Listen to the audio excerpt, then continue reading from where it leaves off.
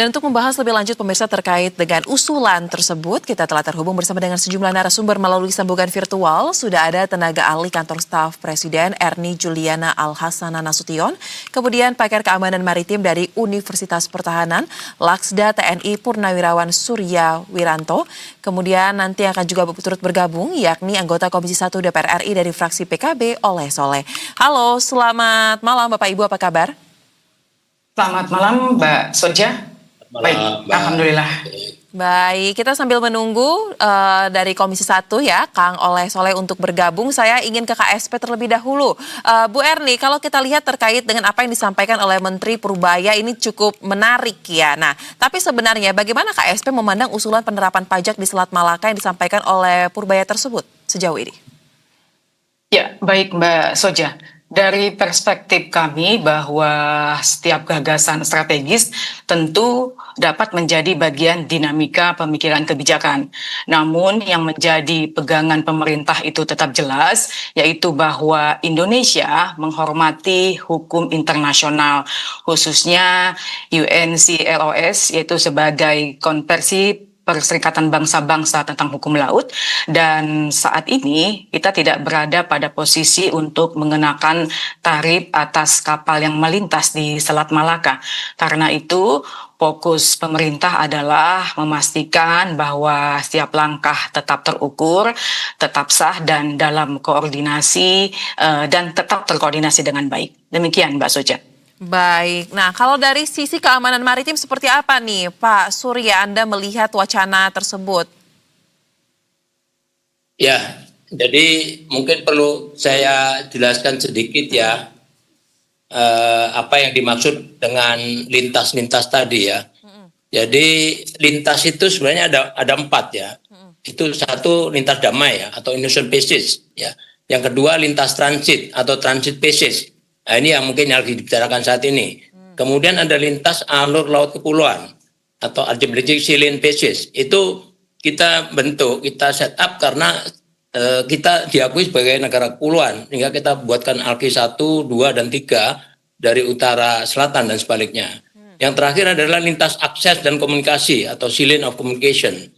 Nah, dalam diskusi ini kita harus hati-hati ya, perlu pemahaman yang mendalam tentang hukum laut internasional ya, atau UNCLOS ya 1982, karena di UNCLOS itu diatur dengan jelas apa itu lintas damai, apa itu lintas transit dan sebagainya.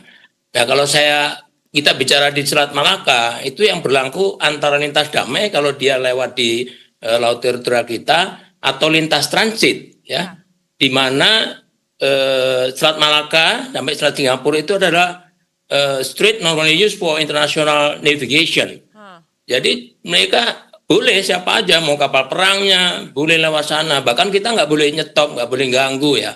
Dia lancar gitu ya. Kita hanya mengawasi saja kalau terjadi hal-hal yang melanggar beberapa pasal yang sudah ditentukan dalam lintas transit tersebut.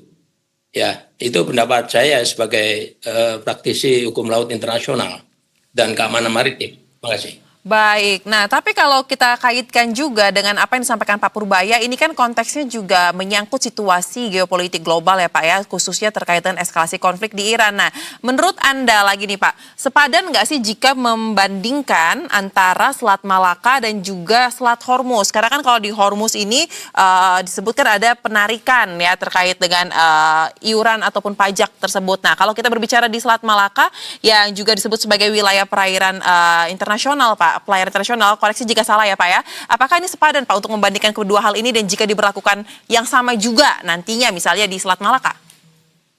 Ya, ini tidak sangat sepadan Mbak, tidak sepadan. Karena apa yang terjadi di Selat Hormuz itu, baik yang dilakukan oleh Iran maupun yang dilakukan Amerika itu totally wrong ya, sangat salah. Karena Selat Hormuz itu tadi ya, lintas transit yang berlaku. Dia kan udah diatur TSS-nya ya, Traffic Suppression Zone itu. Kalau dari barat, dari Oman ke Persia itu lewat utara, yang sebaliknya itu lewat selatan. Jadi kelewat di situ nggak boleh diganggu. Nah, Iran ini kan merasa sebagai coastal state ya, dia merasa memiliki, memang memiliki ya. Tadi saya katakan, kalau dia memiliki, tapi kapal itu tidak melalui traffic situation zone itu yang berlaku adalah lintas damai atau innocent passage. Tapi kalau dia sudah lewat di TSS yang ditentukan, itu berlaku lintas transit atau transit passage. Artinya nggak boleh diganggu gugat gitu ya. Jadi Iran ini against the law, against the international law of the sea. Nah, Amerika juga ikut yang sama. Amerika bukan negara pantai di situ, tapi memperlakukannya yang sama. Karena apa? Damainya nggak bisa terselesaikan oleh Iran ya. Nah, bagaimana dengan Indonesia? Indonesia itu negara hukum. Indonesia meratifikasi UNCLOS ya. Dan Indonesia dengan Undang-Undang nomor 18 tahun 1985, maaf, Undang-Undang 1785, situ sepenuhnya meratifikasi UNCLOS. Artinya apa? Kita menerapkan semua regulasi yang ada di UNCLOS ya. Pasal-pasal tentang lintas damai misalnya, tentang lintas transit misalnya, ya, bagaimana kita memperlakukan kapal-kapal yang lewat di perairan teritorial kita, bagaimana mempraktekkan kapal-kapal yang melalui selat yang normally used for international navigation. Itu kita terapkan dengan benar selama ini ya. Jadi nggak bisa kita banding-bandingkan seperti yang dikatakan tadi ya, maaf ya. Pemahaman terhadap hukum laut ini kita harus paham benar. We have the rule of law about the maritime, ya, on the law of the sea. Nah itu yang kita patuhi. Nanti bisa dibaca di beberapa pasal ya. Itu ada pasal 18, 19 UNCLOS, kemudian pasal 11 ayat 3 Undang-Undang nomor 696 tentang perairan Indonesia, dan juga di pasal 2 di PP nomor 36 2002 tentang lintas damai. Ya. Jadi turunan kita dari UNCLOS itu sudah demikian banyak. Mulai dari undang-undang sampai dengan PP. Sehingga kita tidak akan menodai apa yang sudah kita buat. Demikian. Baik, ini catatan yang sangat penting ya Pak ya bagi pihak pengusul ya untuk memahami dulu terkait dengan bagaimana dasar hukum yang bermain dalam persoalan ini dan tidak membandingkan atau menyamakan apalagi dengan Hormuz ya. Nah, kalau begitu Bu Erni, dengan segala tadi ya analisa yang disampaikan oleh pakar kemaritiman dan juga kompleksitas hukum serta geopolitik yang ada, tapi kita bisa menduga juga sepertinya usulan yang disampaikan Pak Purbaya ini adalah niat baik ya mungkin ya untuk bisa mencari di mana lagi di potensi penerimaan negara. Nah, pertanyaannya Bu Erni, apakah dari pihak pemerintah ini teknisnya ya biasanya ketika ada suatu wacana ataupun suatu usulan ini akan dibahas dalam forum yang lebih kecil mungkin untuk bisa melihat bagaimana kira-kira jika nantinya diimplementasikan bahkan sampai menghitung terkait dengan potensi penerimaan negaranya, atau seperti apa Bu biasanya teknis mekanismenya? Ya, baik Mbak.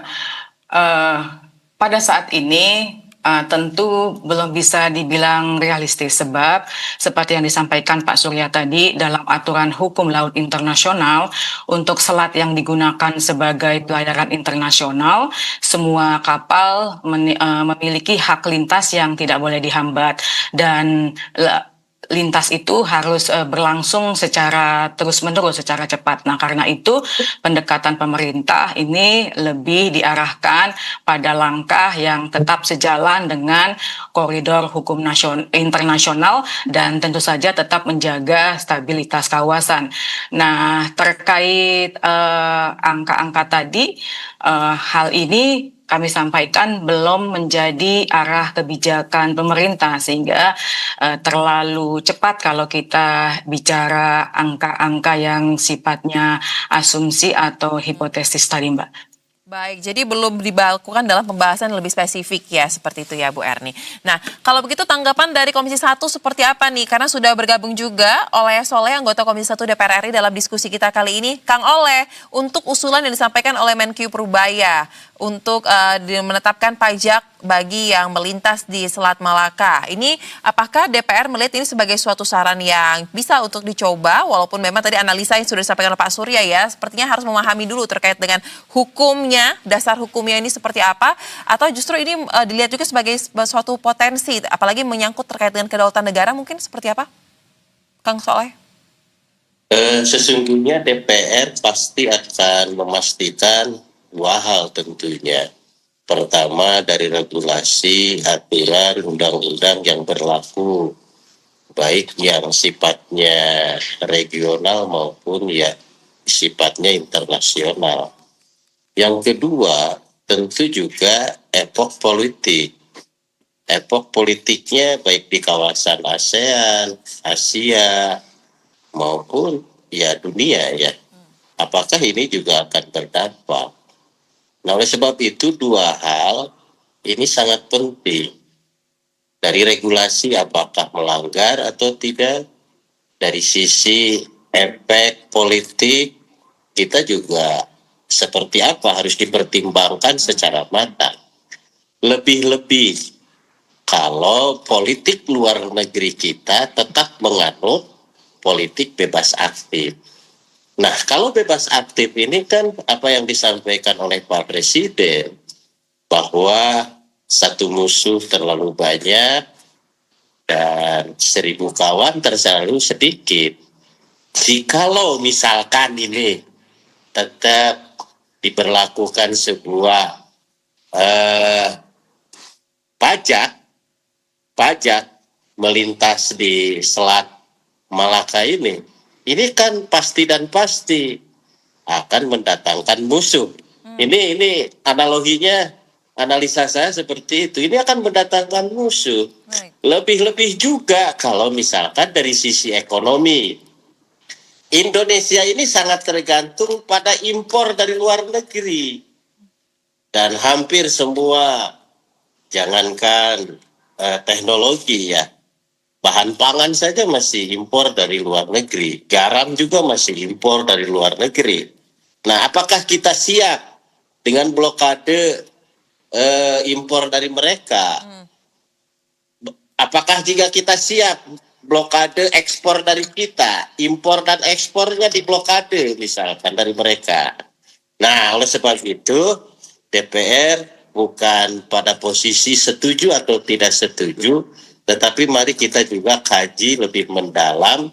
Yang paling penting jangan sampai ada sebuah keputusan seolah-olah ini akan menguntungkan, padahal ini akan merusak dan bahkan menyengsarakan Indonesia. Baik, harus dikaji sebelum coba untuk diimplementasikan, apalagi disusun juga ya dalam tahap awal ya. Menarik juga jika kita membahas respons dari negara-negara sahabat kita ya, Malaysia dan Singapura yang langsung merespons cepat terkait dengan wacana tersebut dan melakukan pernyataan yang tegas menolak usulan yang disampaikan oleh Menkyu Purbaya. Nah, saya akan dalami terkait dengan poin tersebut, tapi kita harus jeda terlebih dahulu Bapak Ibu. Usai jeda kita akan kembali, tetaplah di Berita Satu Utama.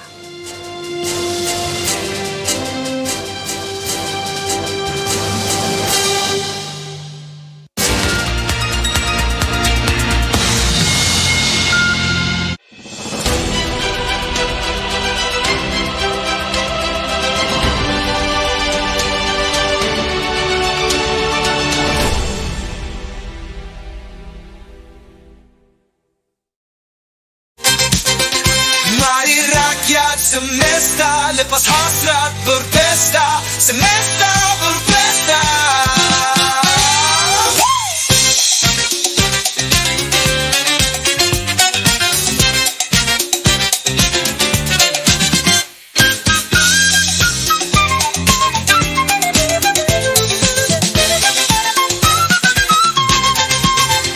Mari rakyat semesta,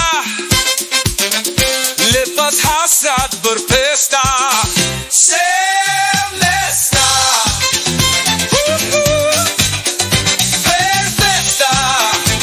Semesta berpesta. Semesta. Semesta berpesta.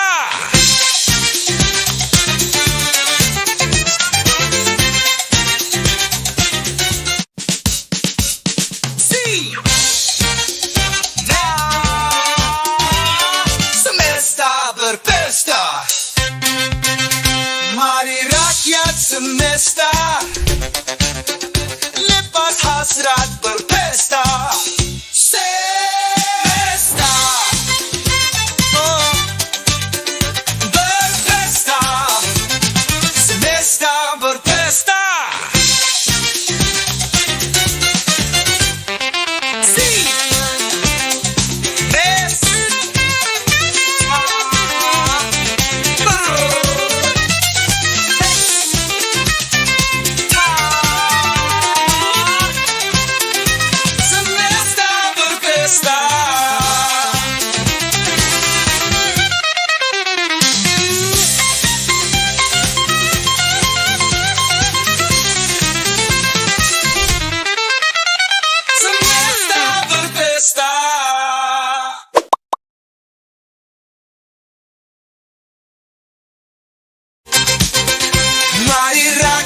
semesta, lepas hasrat berpesta, semesta berpesta.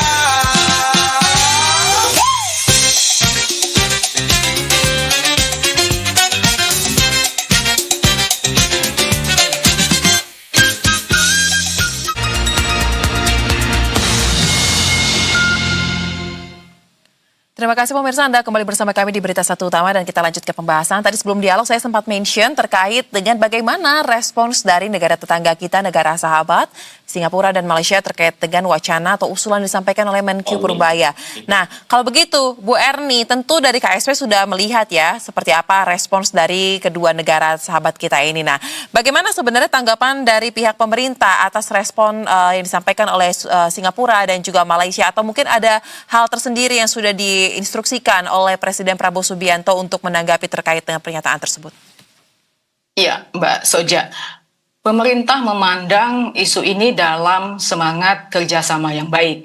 Selat Malaka adalah kawasan strategis yang menyangkut kepentingan bersama, sehingga komunikasi yang konstruktif dengan negara-negara tetangga ini tentu menjadi penting. Nah, posisi Indonesia sendiri tetap konsisten, yaitu menjaga jalur pelayaran ini tetap terbuka dan dikelola sesuai dengan hukum internasional. Demikian, Mbak Soja. Baik, jadi respon dengan sangat positif dan sangat memahami ya terkait dengan apa yang disampaikan oleh kedua negara tersebut. Nah, kalau dari sisi aspek kemaritimannya nih Pak Surya dan juga mungkin bisa dikaitkan dengan militer ya sedikit, apakah tadi yang disampaikan oleh Pak Oleh ya bisa berpotensi jika ini dilakukan mendatangkan musuh, apalagi juga kita lihat bagaimana isu ini sangat sensitif. Nah, dari sisi tersebut dengan respon yang disampaikan oleh negara sahabat kita Singapura dan Malaysia, apa analisa Anda mengenai respons cepat tersebut dan juga peluang jika ini dilakukan akan menimbulkan musuh di kemudian hari?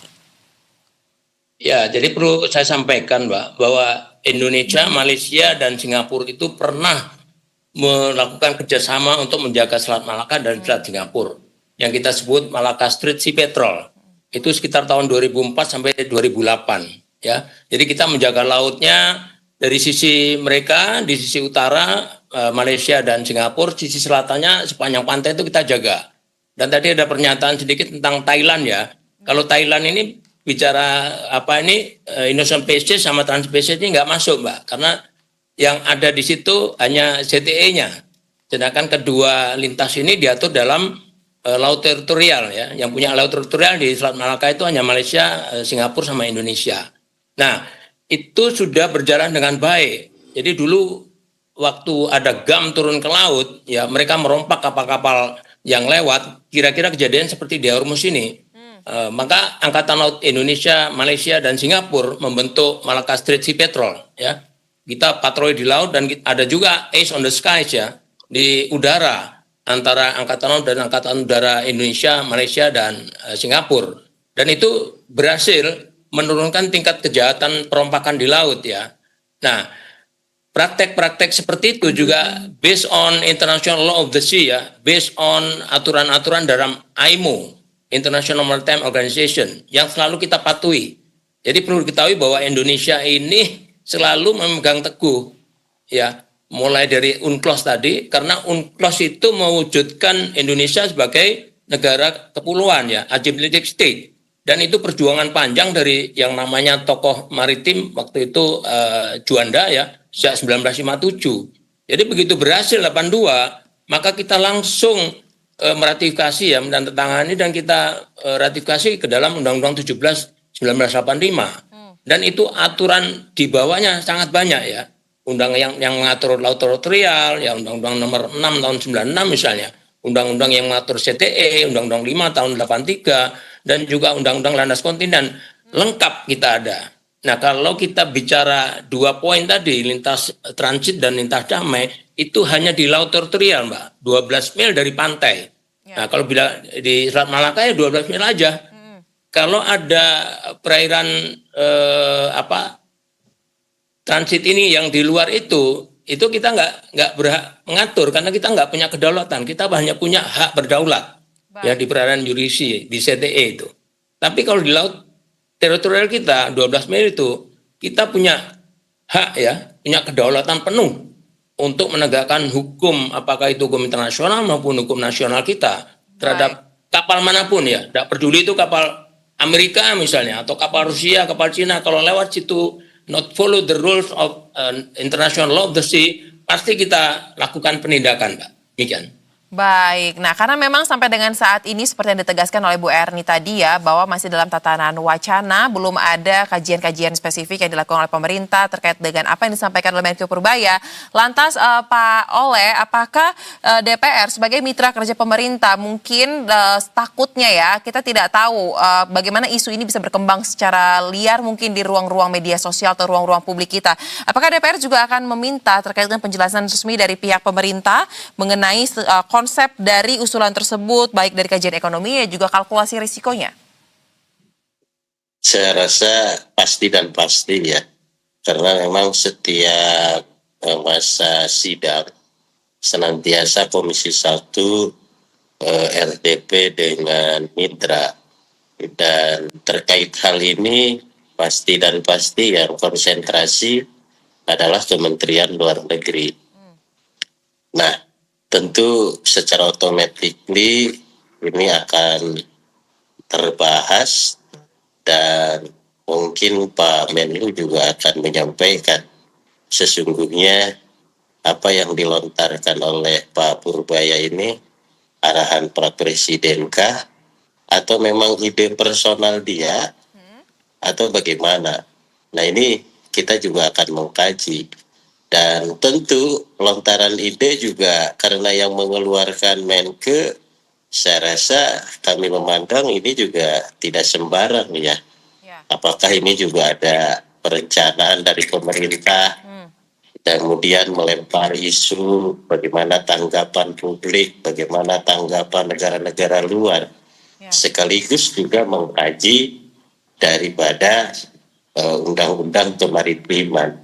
Saya rasa fleksibilitas mengenai perencanaan ini kita lihat ke depan, dan pasti DPR bersama pemerintah akan lebih hati-hati bagaimana agar kedaulatan kita tetap terjaga dan tidak diganggu, persahabatan dengan para tetangga juga bisa terjaga, konsep politik luar negeri bebas aktif juga terus bisa diterima oleh sebuah pihak. Baik. Tetapi bagaimana juga caranya dalam mengelola laut kita untuk mendatangkan daripada pundi-pundi APBN.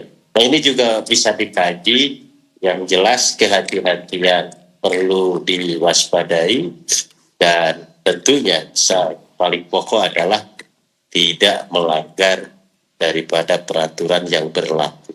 Baik, nah terakhir Bu Erni, dengan melihat bagaimana ternyata sampai dengan saat ini usulan dari Pak Purbaya ini memang tetap dalam tataran wacana ya, hanya usulan saja, belum ada langkah konkret untuk bisa dibahas lebih lanjut, dan kita juga melihat sepertinya niat baiknya adalah untuk mencari potensi penerimaan negara. Nah, jika memang tidak dalam bentuk pajak, nah apakah sejauh ini mungkin ada informasi yang bisa dibagikan terkait dengan alternatif kebijakan lain mungkin yang lebih realistis untuk meningkatkan pemasukan dari wilayah perairan kita, mungkin dari seperti Selat Malaka, apakah ini juga termasuk melihat bagaimana potensi peningkatan untuk wilayah-wilayah pelabuhan atau seperti apa Bu sebenarnya? Ya, baik Mbak Soja. Arah yang lebih dapat dipertimbangkan adalah memperkuat layanan maritim dan ekosistem pendukungnya, mulai dari keselamatan navigasi, pengaturan lalu lintas pelayaran, pencegahan pencemaran, hingga kerjasama maritim lain yang sah. Jadi orientasinya bukan pada pembebanan atas kapal yang melintas, melainkan pada penguatan kapasitas nasional agar lebih banyak nilai tambah ekonomi maritim yang dapat tumbuh di kawasan Indonesia. Nah, pendekatan ini juga sejalan dengan ruang kerjasama yang diakui dalam UNCLOS tadi. Demikian Mbak Soja. Baik Pak, jadi opsi yang mungkin bisa dicoba dan akan dimaksimalkan adalah apa yang tadi Anda sampaikan ya, tapi bukan untuk menggunakan pajak bagi kapal yang melintas di Selat Malaka. Terima kasih untuk diskusi yang sangat menarik. Kita harapkan catatan substantif dari Pak Surya dan juga Kang Oleh sebagai mitra kerja pemerintah ini bisa benar-benar diperhatikan sebelum akhirnya memilih langkah lain dalam mencoba untuk mencari potensi penerimaan negara. Terima kasih Bapak Ibu, salam sehat, selamat kembali beraktivitas. Selamat malam.